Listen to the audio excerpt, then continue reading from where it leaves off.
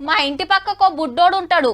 అరే షింటుగా పలానా పని చేయొద్దురా అంటే అట్టుకైనా అదే పని చేస్తా అంటాడు. దినం బయట ఏదో పంచది మోపు చేసుకొని వస్తాడు. వాళ్ళ నాయన చేట్ల పొట్టు పొట్టు తన్నులు తింటాడు. ఇక అటు మీది వాడుకుంటారు పోరలు, మొత్తం జెన్నకిడిచినట్టే. ఇక ఎప్పుడు చూడు రోడ్ల మీద పడుంటారు.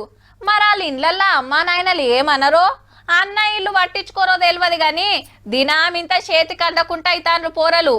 ఒక్కొక్కళ్ళ కథలు ఒక్కో తీర్లుంటున్నాయి. మళ్ళా హైదరాబాద్ ఉప్పల్ ఏరియాలో అర్ధరాత్రి నడి రోడ్డు మీద బండి అడ్డం పెట్టి బర్త్డే పార్టీ చేసుకుంటారు. బర్త్డే పార్టీ ఇంతలోనే పెట్రోలింగ్ కు పోలీసు వాళ్ళు వచ్చిర్రు.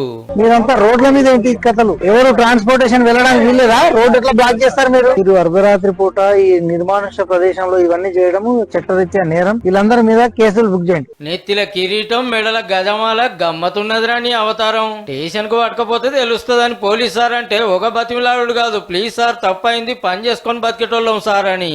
అగో చెవులు పట్టుకొని సారీ చెప్తారు. మళ్ళోపారి గిసొంటి గిట్లా చేయమని మస్తు సేపు బతిమిలాడితే ఇంకెప్పుడు కథలు పడకురని వార్నింగ్ ఇచ్చి ఇడిసబెట్టిర్రిగా.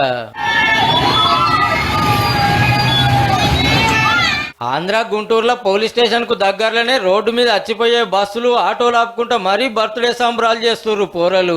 గీడైతే బస్సు మీదకే ఉరుకుతుండు. పడుసోలే కాదు, బుడ్డ పోరలు చూత రోడ్ల మీద ఎగురుడు దుంకుడు. అంతలా ఎగిరి దుంకాలనుకుంటే మీ ఇండ్ల కాడ డీజిల్ పెట్టుకొని ఎగురుర్రు. కానీ తోవల గీతమాసాలేంద్ర వారి. ఈ నడు మీద సోకైంది రోడ్ల మీద కేకులు కోసుడు. బతకంటేనే గిట్ల బతకాలి అన్నట్టు తయారైంది లోకం. ఎవ్వలని ఏమని రాకుంటుంది పో.